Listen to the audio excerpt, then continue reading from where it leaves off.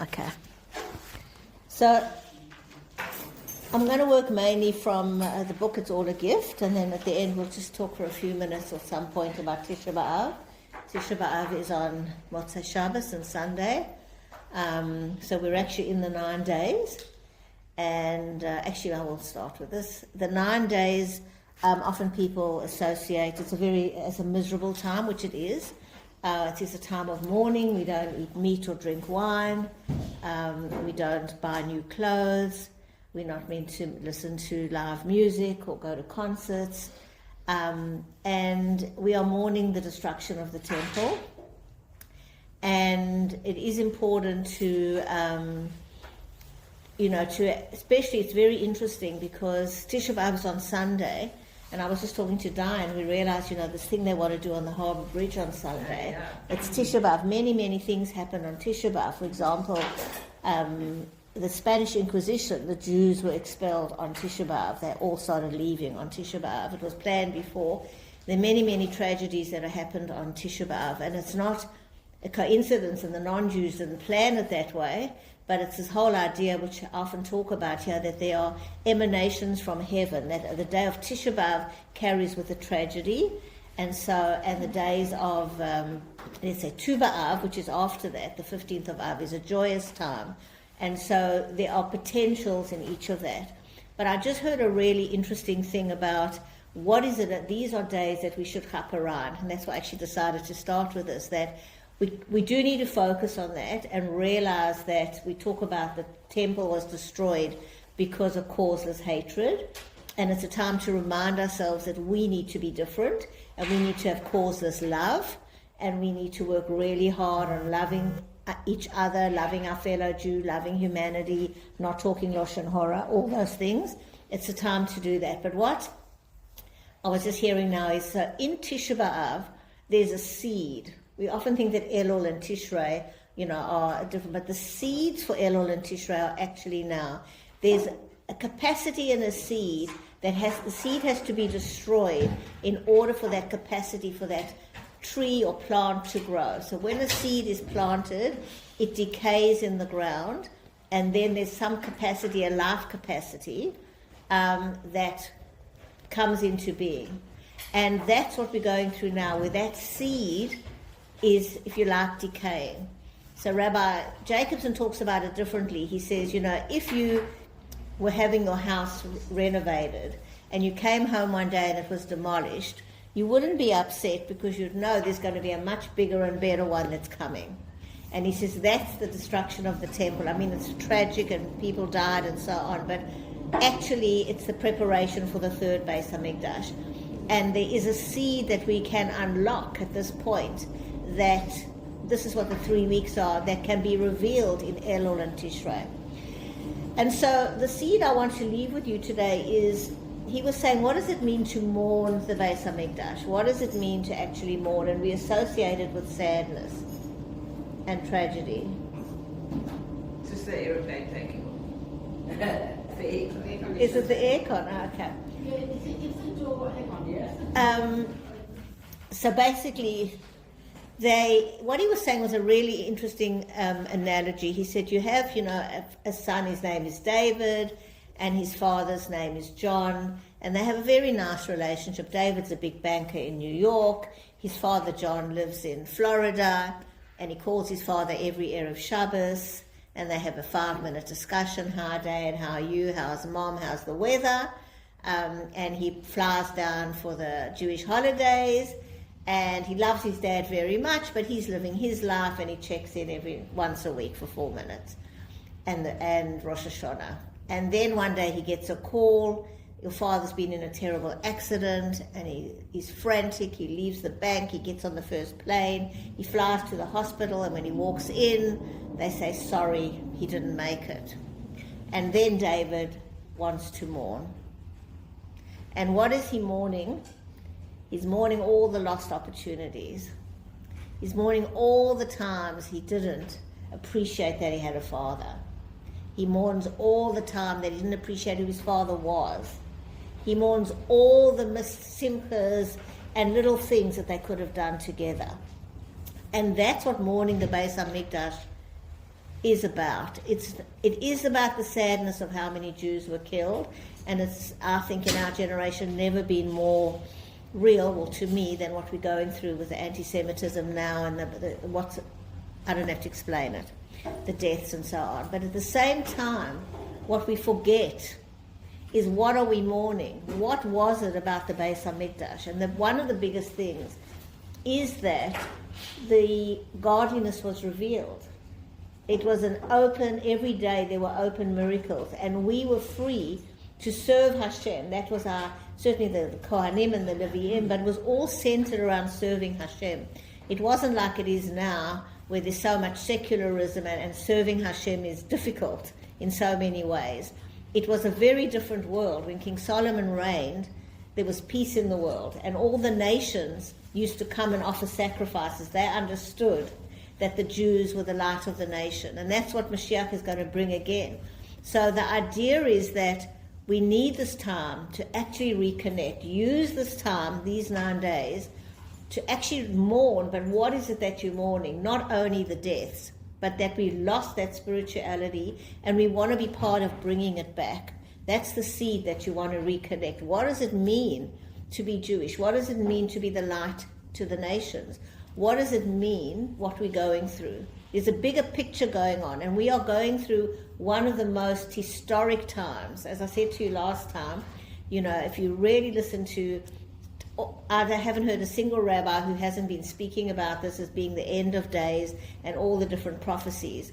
I heard Rabbi Tatz last night, and he said an interesting thing. One prophecy says, and he says you can't predict what the prophecy is going to look like. And I do want to say this, if you are watching people who are giving prophecies. We know this world was only created for 6,000 years, and we at 5, 7, 8, we're in the last 200 or so years before Mashiach is going to, because this world was not meant to be longer. But what the prophecy is going to look like, we don't know. So I'll give you an example where it might be said in a particular way, but how it's acted out is in a different way. So, for example, we say that a person, let me think of an example. There's a concept that a person who is poverty-stricken is like a dead person. So the Hasidic story is told where somebody loses all their money and they go to the Baal Shem Tov and they say, why did it happen to me? And he said, well, there was a decree in heaven that you were meant to die, and instead Hashem took your money away, because death, having absolutely no money, is akin to death. So sometimes it can say so many people will die, but actually how it really looks, we can't always predict. So there are predictions, but we can't always work out how they will look. But what Rabbi Tatz was saying, and he gives the source, is there's a prediction that there will be a 12-minute war. I thought it was funny because it was a 12-day war. And in this prediction, a third of people will die, a third will be injured, and a third will be fine. Something like that, if I remember correctly. But what he was talking about was the 12 minutes, and he was saying that whenever this prediction was given hundreds of years ago, it would have been very hard for people to know what that looked like.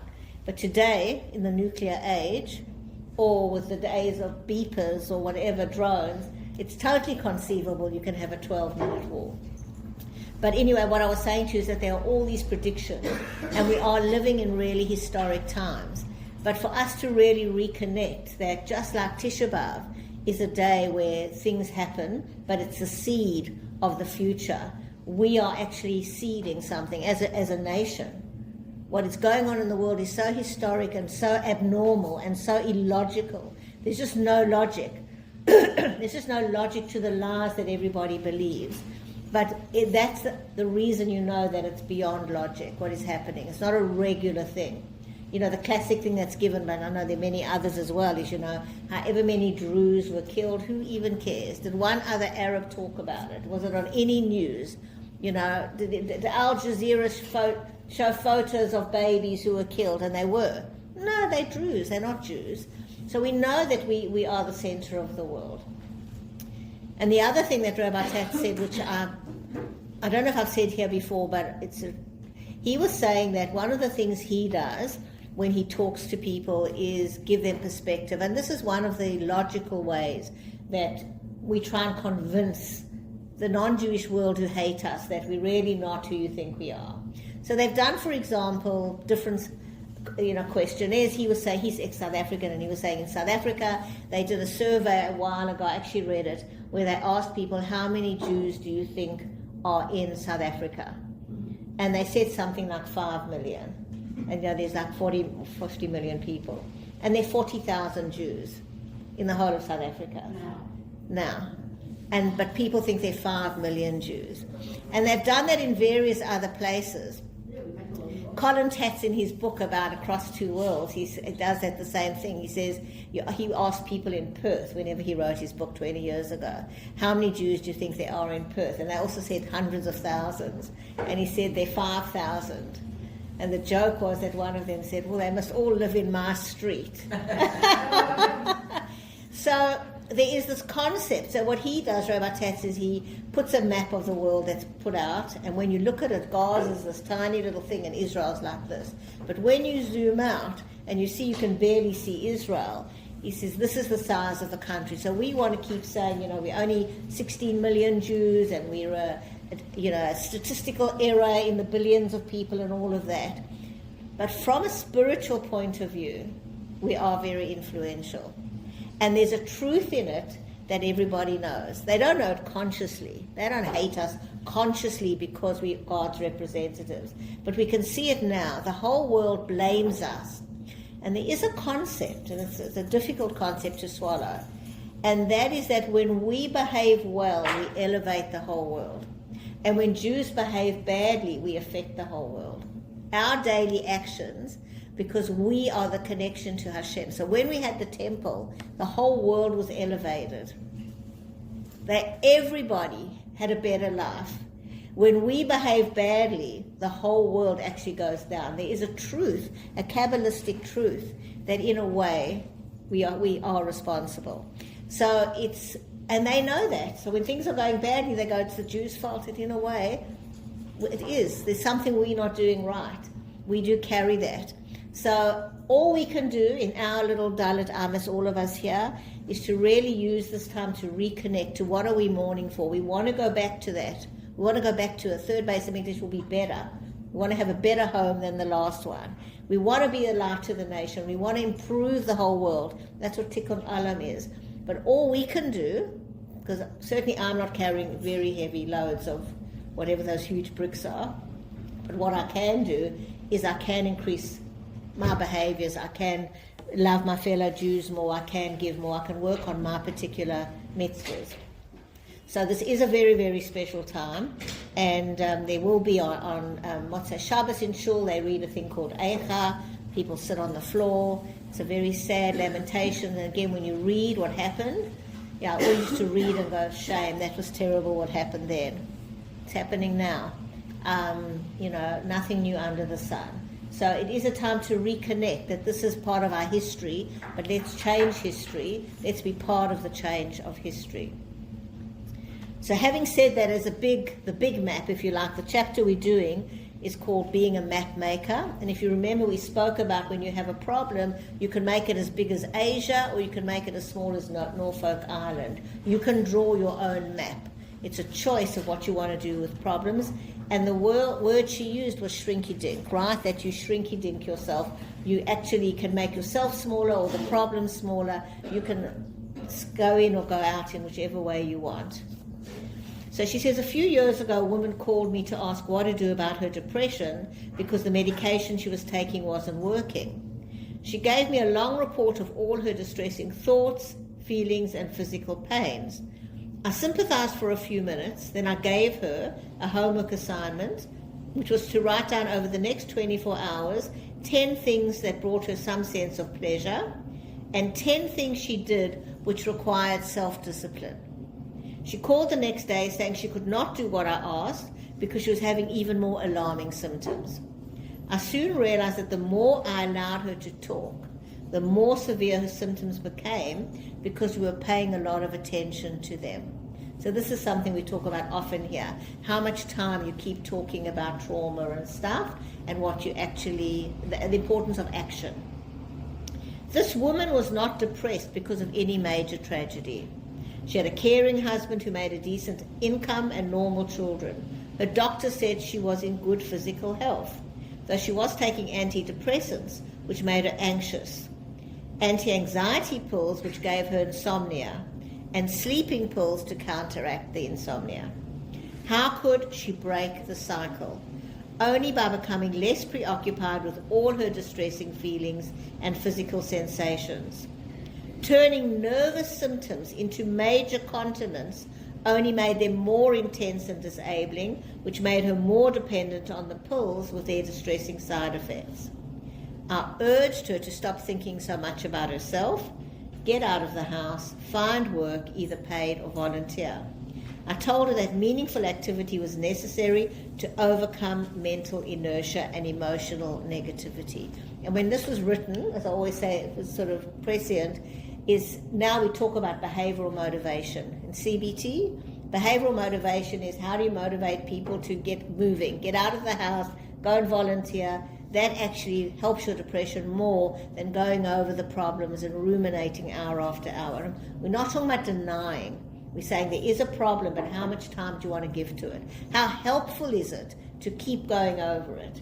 And generally for your mood and well-being, it's not helpful.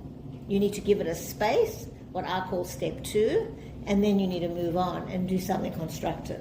When did that come and go? How long ago? CBT was probably the end of the 1980s.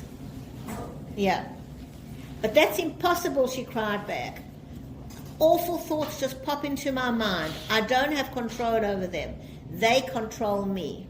How can I be expected to think about anything else when I'm not sleeping, I'm having heart palpitation, stomach upsets, insomnia, headaches, fluttering in my eyes, twitches in my legs, all kinds of aches and pains and frightening thoughts.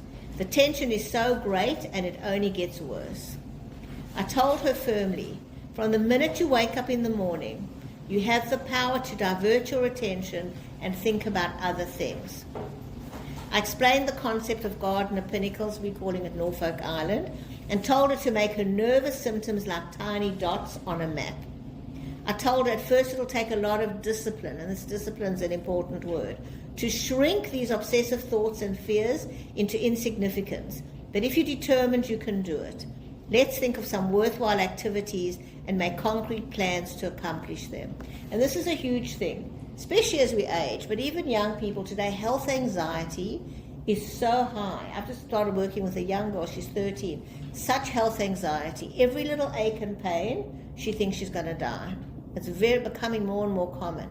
And as we get older, we have aches and pains all the time. If you want to pay attention to them, the pain will get bigger. You'll notice it's spreading. You'll think it's connected to something else. Again, we're not saying denial, but it's normal to have aches and pains.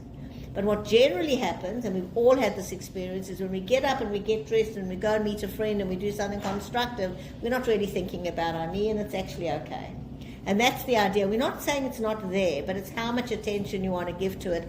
I spoke about this a lot last time, how much you are going to let it bully and control you, and how much you are going to make a choice to live your values-filled life and not let these things derail you. So at first, this woman was upset, accused me, Miriam, of not taking her seriously. She told me she just needed to find the right therapist and get the right medication, and then everything would be all right. I didn't hear from her again until 2 years later to say she'd been to 3 different therapists and her symptoms had gotten worse. I said I would speak to her only on the condition that she get a regular job or volunteer work. With nowhere else to go, she said she was ready to try my approach. Within a few days, she had found a volunteer job with immigrants, said her spirits had improved. Within 2 months, she really saw that though she had the same nervous symptoms, they were in the background instead of dominating her life. And that's the thing. They were there, but they weren't dominating her life. They weren't ruling her life. When she became preoccupied with the symptoms again, she quickly turned them into tiny dots, pushed them to the back of her mind so she could focus on her work. So the idea is, if you struggle with this, is to compartmentalize. Make a time in the day, which is your worry hour. Allow yourself to worry as much as you want. Make a time in the day to think about your symptoms. And then go, am I going to let this ruin my whole day? Or let me move my arms and legs and get going with life. And people live with all kinds of discomfort all the time. And that's the key to getting on with life, is making space for that discomfort, but focusing on living a values-filled life. And it's what she's writing here was a little bit exceptional then. People didn't do it as much. But now with CBT, it's one of the most common things that we know that unless you actually start... In fact, my son was telling me, he was listening to a rabbi, actually, a podcast. Some great, I don't know who the rabbi was, but he said people would go to him as a Kabbalist, and he would say to people, are you exercising every day? So they've gone for some like sprinkling of water or some mystical thing. And he says to them, are you exercising every day? If they come and they say, and if they say no, he says, I'm not prepared to do anything until you come and tell me you're exercising every day. And when you are, then I will sprinkle the water. In other words, you can't just think there's magic out there. But there are basic things, the old apple a day keeps the doctor away, a walk a day. These are basic principles that have never changed. They're universal truths, that being active is very important. And even if you've got a bit of pain, move. If you can't move your leg, move your arms. Find something to move. Get your blood flow going. Get blood into your brain. These are important things. Socialize. Really important. Don't be isolated. Every day connect with somebody. These are common things. Eat properly. All these things are not, they're basics. But if you're not doing that, just thinking your problems are going to go away aren't. Then you can also do the other things that you need to do. So these are basic things. But the idea is to realize that you're never going to have a symptom-free life. You're always going to have an ache and a pain. It could be a little bit of a heart pain, someone upset you, could be a bit of a knee pain. The idea is to be able to make space for them, but to live a full life.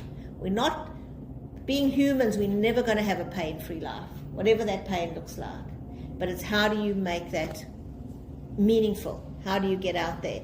And as soon as you start doing something meaningful, you'll see that things just completely change.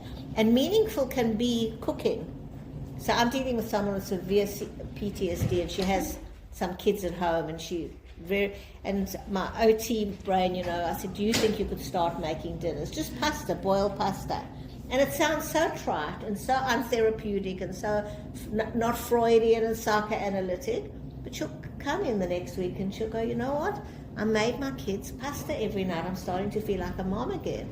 So it's an outside-in approach. You get up, you force yourself to make it, and then you feel a whole lot better.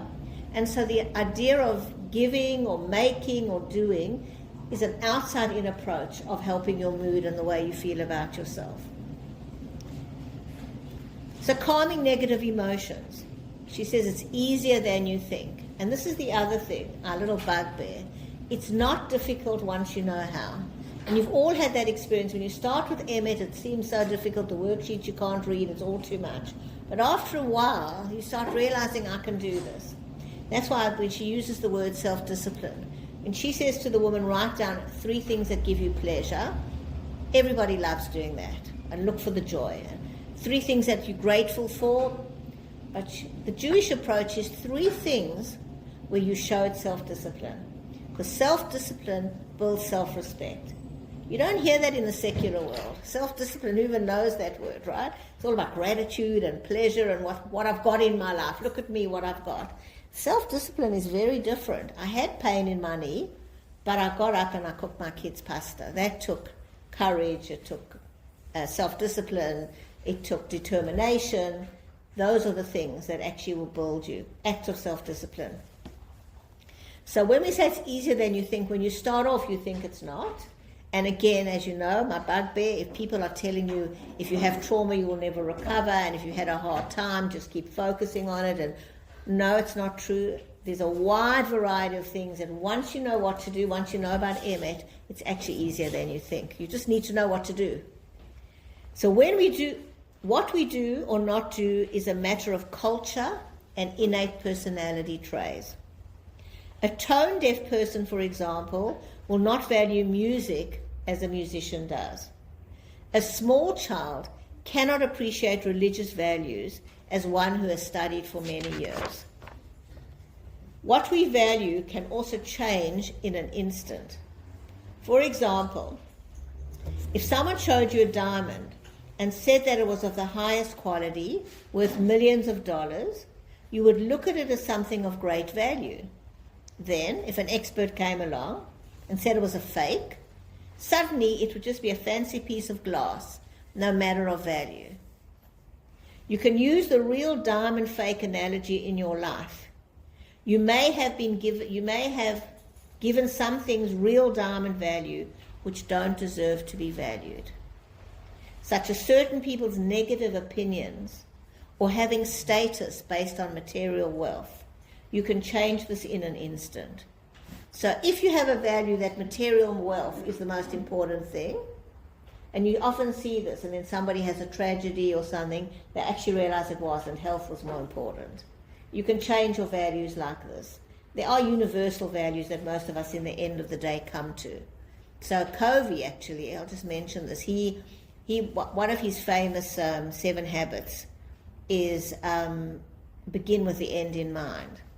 So when he went in, I think it was in the middle 1980s, he would go to big corporates and run training, and he would be sitting with these, in those days there were millionaire CEOs, I don't think we had billionaires like we have now, but there were rich CEOs who ran big companies and banks, and he would say to them, which now everybody knows this tool, but then it was new, write your eulogy. What would you like your children or your wife, it was probably mostly men then, to say at your gravesite?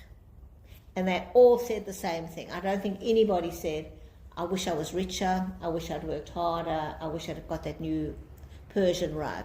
Everybody wanted to be remembered as kind, as generous, as loving, as warm.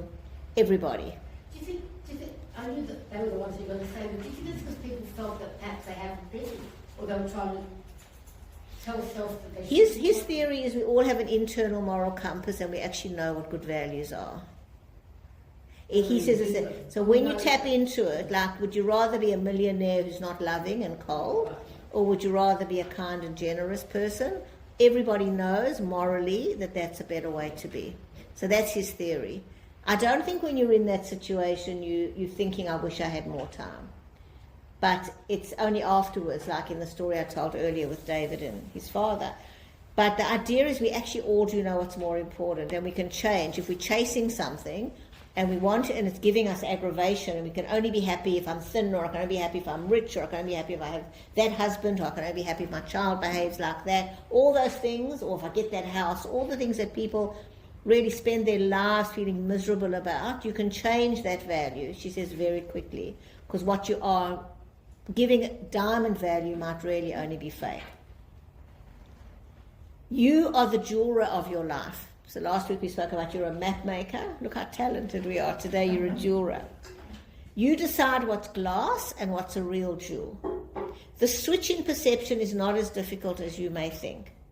As you've grown older, you've discarded many things which you thought were of value when you were younger and later realized were worthless. If you're a Bolshevik, you saw your values change radically.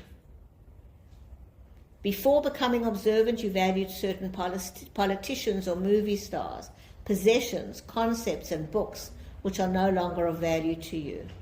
Now you value learning, family, discipline, chesed, modesty. You were able to make a major change in what you valued and what you did not. So people do change, and most of us change as we get older because we experience loss and we see things. But I was actually reading, not that I love it, but I look at what's going on. So the latest Time magazine, they have a thing now, the 100 best entrepreneurs or 100 best. So this week, I don't know if they call them entrepreneurs or influencers, but actually these are young people, and if you actually read how they've got so famous, there's no substance. It's all either looks, and a lot of it is, cosmetic or whatever, but it's all, I'm trying to think of some examples that are just superficial. It's just like, there's nobody really teaching. I think there's one person who's helping homelessness, but all the other, it's me, and as if this 22-year-old has any life wisdom about what's important. But it goes viral. So you might have a calf strengthening exercise that goes viral, and suddenly you become this expert on developing a body, and you've got 50 million young girls following you. It's actually scary that these people with no morals or no anything, and they're often very young, have got this massive following and influence. And all the young girls who aspire, young boys who, and don't, get depressed from it. That's right. They have linked self-harm, especially in girls, to all. First it was the like on the Facebook app, but now to these influencers.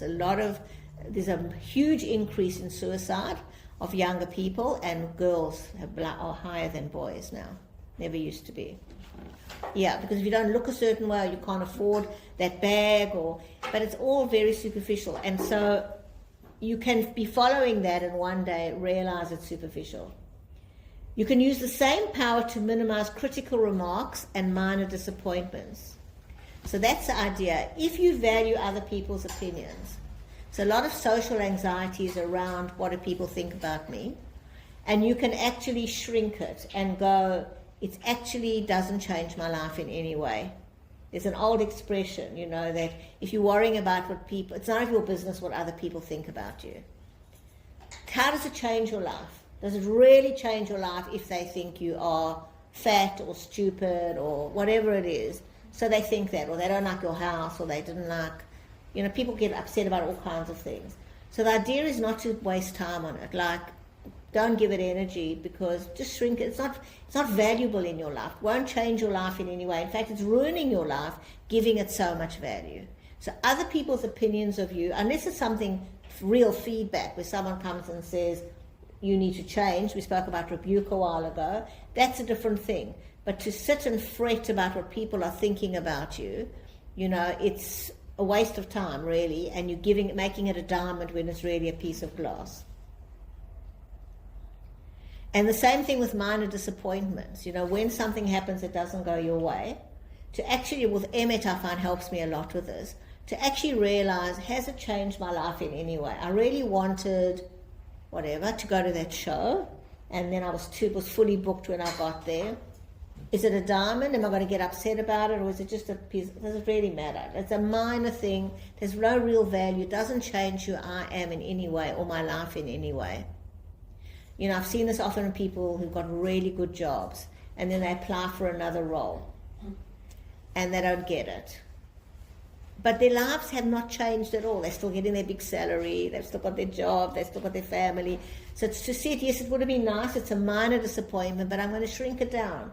It doesn't actually materially affect my life. So this is the idea, to realize when you make things so big, but really you could shrink them down. You can use the same power to maximize the love and blessings in your life. So to look at all the things that you have. So I have a patient who has a little bit of OCD, not severe OCD, but it bothers him. It bothers him, and he's a perfectionist. He's got a high corporate job. And we're actually looking at the total view tool that we learn here, right? The total view. Literally, he's got a loving wife. He's got a wonderful family. He's got a good home. He's got money in the bank. He's very healthy for his age, but it just, when he gets an intrusive thought, he just, he's magnifying it like this. So total view is, yes, there is that problem, but the total view is good. It's just a small problem in the scheme of my whole life. Example, when I realized that my outfit was out of place at the wedding of a friend, I was mentally bashing myself over the head for not having worn something different. Then I said to myself, as long as I'm dressed modestly, what I wear is relatively insignificant in comparison to all the most important things in my life. I'm not going to let how I'm dressed take on the importance of the size of China so that it spoils my evening when I can let God fill my map. So that's an example. It's a minor would have been nice, but let me focus on the wedding. Let me focus on the bride and groom. Let me focus on why I'm here. Otherwise, the whole night we're stewing and it ruins the whole evening. So this is really important. I'm thinking about when Barbara got married. My mother went to America before, and I said I've always bought dresses off the rack, even for my daughter's weddings. I'm not big on bridal kind of stuff. And I said, see if you can find me something. Do you remember the story, Bobs? So my mother found like a pleated dress, like a lovely little pleated dress, and it was from America. So I thought, no one is going to have this dress, right? And it was pleats had just come in. It was like quite unique, and it was sneers, and I thought it was really nice for a morning wedding. It's great, so happy. And on the Friday before the wedding, as I'm driving into my flat, I see someone living in my building carrying the identical dress. It was being sold in Johannesburg as a regular dress, and I just lost it. And I phoned my mother, and I went, where am I going to get a dress now? It's Shabbos, I can't go shopping, and other people are going to, I'm supposed to be the maid of honor wearing this dress, and everybody else is going to be wearing it. It's the latest fashion. And I was beside myself. Anyway, I can't remember. My mother was always very practical. It'll be okay. No one will even notice. You'll still be the centre of attention because you'll be there, and they won't even be there. And she had all, of course, no one arrived in that dress. But it was true. She said, you'll still be the maid of honor. No one is going to, it'll be what it'll be. So it was really, really funny. And then we had a similar thing when it was my daughter Tanya's bat mitzvah.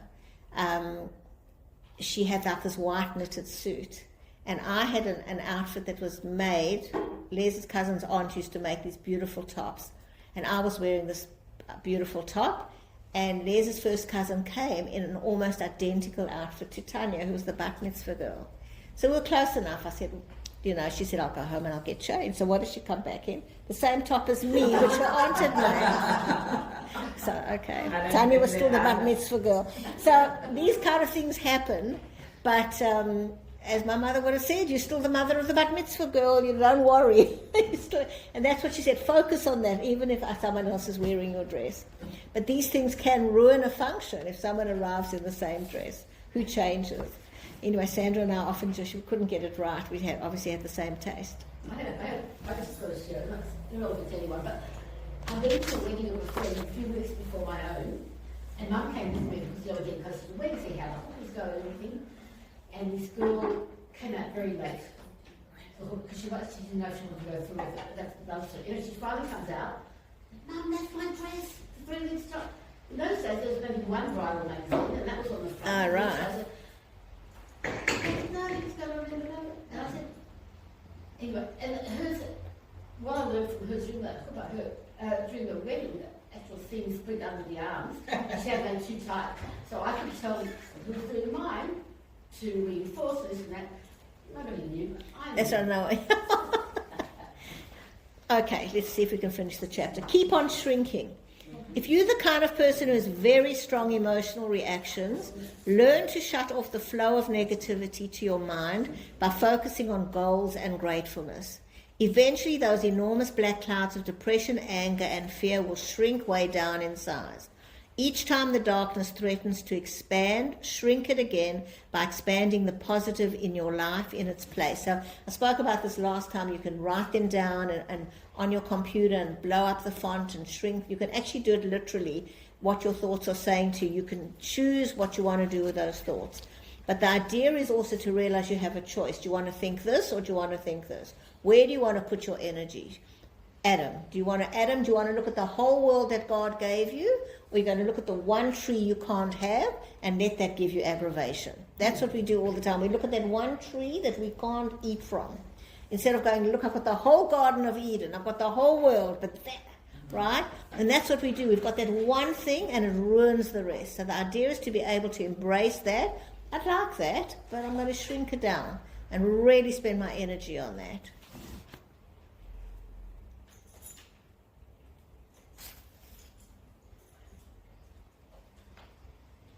Okay, none of these. I don't like any of these. The failure of one partner to value what the other one values is the basis for most marital disagreements.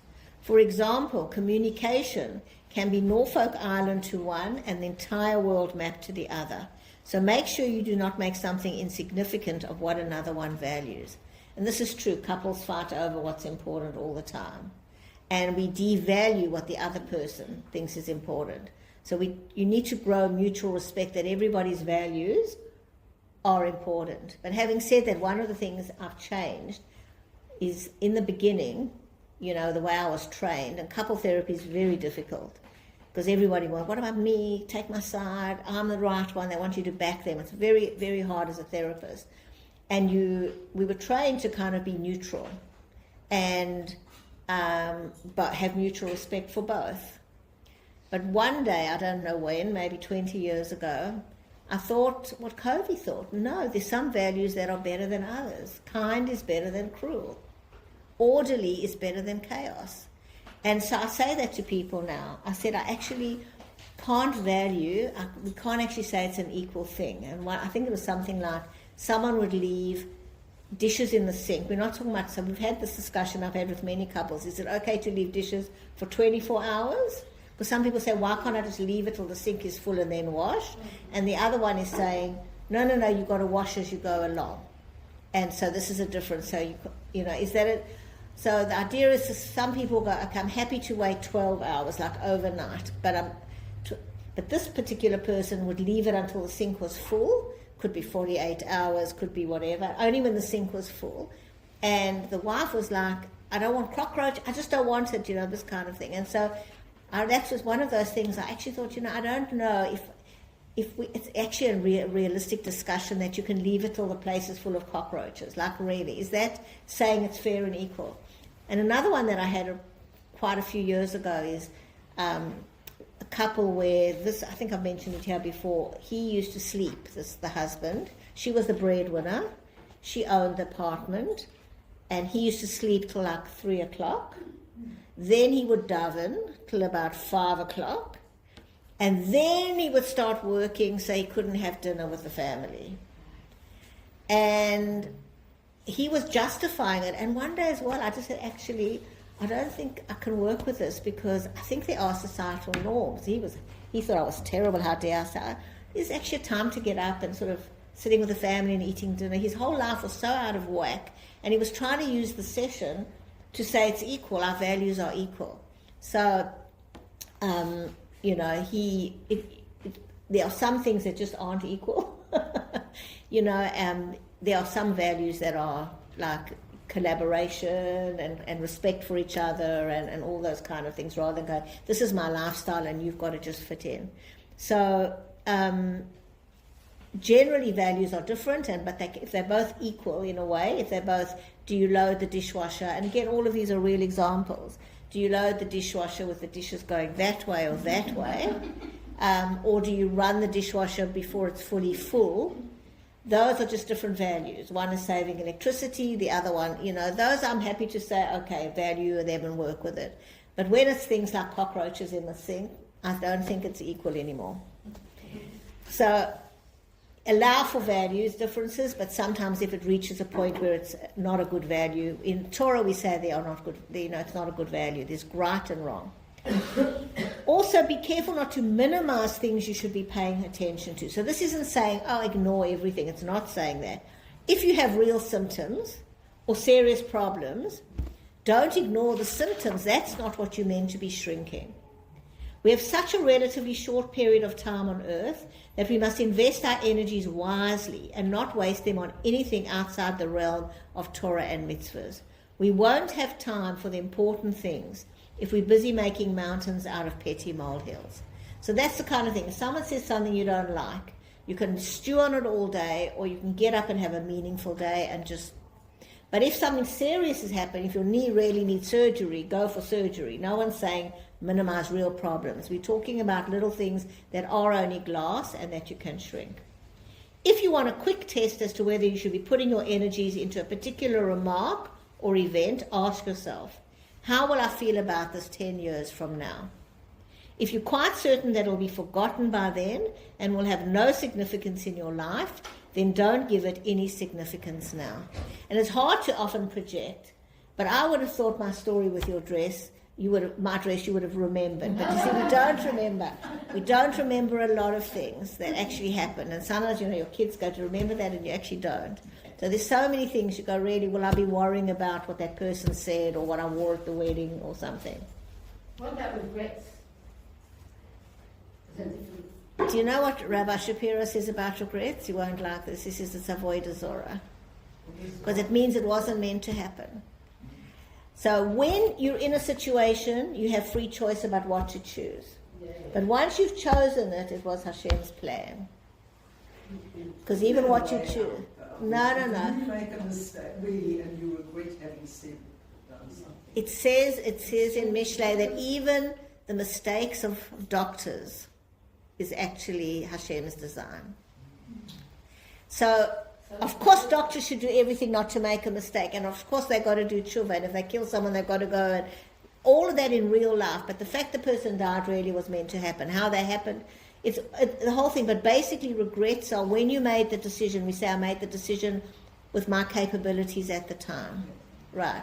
And therefore, we make a mistake because we were immature or we were upset or we didn't have the knowledge, or we often make mistakes because of our emotional state at the time. So therefore, to have regret when we're calm and relaxed and 5 years older, we're a different person. We're judging that with who we are now. But regrets are when you believe it wasn't meant to happen. So to really integrate that everything that's happened, even our mistakes and even our choices, really are God's design. Yeah. If there's a significant person in your life who's so emotionally disturbed that they cannot treat you respectfully, then you might have to reduce the entire relationship into a tiny island in your mind and then go on with your life. So again, if someone in your life is toxic or difficult, don't let them take up your time all the time. You have to find a way where you reduce how much you think about them and let them impact you. You really got to focus on getting on with your life and finding a way in your mind to make it small, because otherwise they are derailing your whole life. Hashgacha Pratis is the idea. So what was I hearing now? That there are 3 people in the Torah that are described as Tamim. Noah, Abraham, and Yaakov. What's done it? Simple, but like simple faith. Men of simple faith, meaning that... perfect. Come in, originally it's got double. Right, so he's talking about in terms of safe, like it says, simple. He's saying Noah was a man of low faith. I haven't got the exact terminology, maybe no. So what does it mean he had low faith? It's a really interesting one. So Noah built the ark, but he had such faith in humanity that he thought they would do tshuva. He never really thought the flood would come. So he had low faith that God would need to carry it out because he had faith in humanity. Abraham had faith in God. He was the first person that brought monotheism into the world as opposed to idolatry. And Yaakov had faith in Hashgacha Pratis, that everything that happens is divinely ordained. So, I was near Manuzzi was talking about this. He says, we need to have all 3. We need to, in our generation, we need to be like Noah. We need to believe in each other. We need to believe that everybody has capacity to change and do tshuva. Even these evil people in our lives can change. We need to believe that. We need to be like Noah. We also need to be like Abraham ever. We need to believe in God and that God runs the show and that everything comes from Hashem. Even if the whole world says we're bad, we know where we stand. And then the third thing, we need to be like Yaakov, which believes that everything is divine. Not just that God runs the show in some kind of, we're on autopilot. And so, in every detail of our lives, God is intimately involved. So there are 3 levels of simple faith, and all 3 is what we need to bring into our lives. So part of that is that whatever happens to us, even our mistakes, even our bad choices, how we land up there, actually was really meant to happen. But it doesn't mean we're passive. We still make those decisions. So it's always this, it's a battle to really accept that, but it's very helpful when you do.